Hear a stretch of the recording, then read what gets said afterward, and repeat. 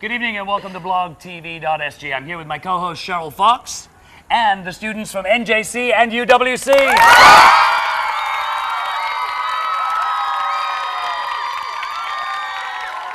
we're all here to find out whether these guys are rude or not.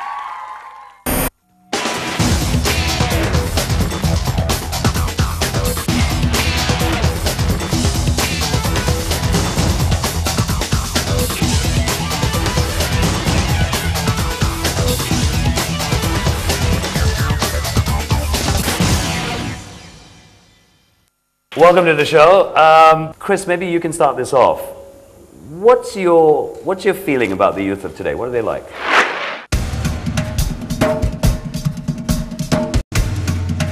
Well, I think the youth today are a bunch of very outspoken, very energetic people, but they also love attention. I think they cross boundaries, they commit social faux pas, and they do things basically that I would never have done as a youth, my parents would never have done, and yeah, they are rude. Interesting. People from another point of view? I think youth of today are coping with remarkable times at the moment with the wealth of information that they have at their fingertips to actually deal with that and process all of that. They all have very strong, very passionate opinions that they hold, and they're also very aware of their rights to express those opinions in whichever forum they have accessible to them. Do you think the youth of today really know how to use the information that they have so readily at their hands? No, not always. Do you think teachers are helping to guide them through this? I think it's something we're becoming increasingly aware of, is the need to help students deal with that technology in a responsible manner. And there are a number of pitfalls that come with that. And it's not just about educating the students. At times it's also about helping to educate the parents as to how they can help students with technology at home as well as at school. Well, one main concern that most parents would have is how much time should their students, the kids, their children actually spend on the internet, whether they have to control them when they use MSN, ICQ, etc., or whether they're just really doing research on the net. I get a lot of feedback, or rather from observation in class, that students, when they type the SMS or the MSN, they're really curt and short, and to the extent that really sometimes, are they scolding you? Are they criticizing you? Or, the language is just not there.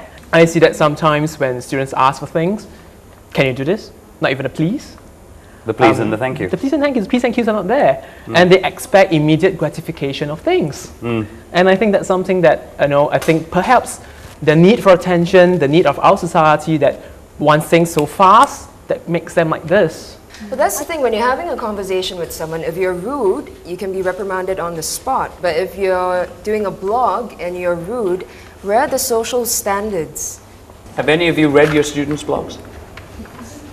No. You have? And the students are going, oh no! Oh, come on, you knew this happened. Do you find the language in the blogs rude?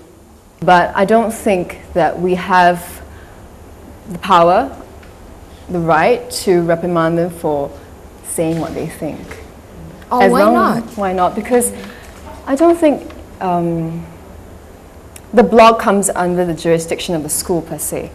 I think there is a line to be drawn between their private lives and recognizing that they are students insofar as they are in school, and then at some point of time that stops. So they can go out there after school, put anything they want on a blog, and the school washes its hands of responsibility. You know what, I'm going to show all of you a couple of blogs that have been done. These are very interesting. By youth. Yeah, very interesting indeed. Now, this is done by a student from one of the top junior colleges in Singapore. And he's basically taken photos of the staff in the school. Now, it ranges from the grumpy drink stall uncle right up to his comments about Mr. Estate Manager, and he says he's more fondly known as the damn idiot who always pops out of nowhere to stop fights. This blog is not intended to flame or offend anyone. If you feel that our posts are offensive, there can be several reasons. A, you're stupid. B, you're overly imaginative. C, you want to kill us all anyway. That's from one student. Now we're going on to We've got a very interesting shot of a young lady Yes, there you go. here. Okay, question. You've seen Question two to the blogs, floor. guys. Use your paddles. Are these youth rude? Yes or no? Put your paddles up.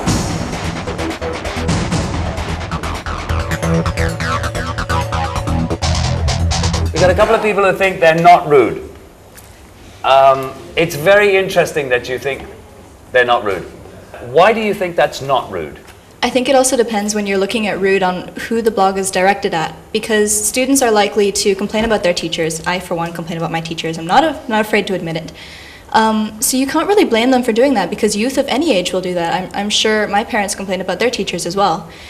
So if it's not being directed at the teacher, and if it's not, you know, explicitly stating, I hate you, and you actually want the teacher to know that, if you're simply talking to one of your friends or posting it up there for your friends to see, then it's likely that those people will share the same views. And if they don't, well, then they're welcome to comment on the blog and, you know, make their views known to that person as well. Okay, thank you very much. Teachers, what do you think about this? Students posting stuff about you so that they can discuss you.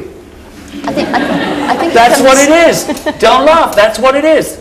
I want to publicly discuss my teacher.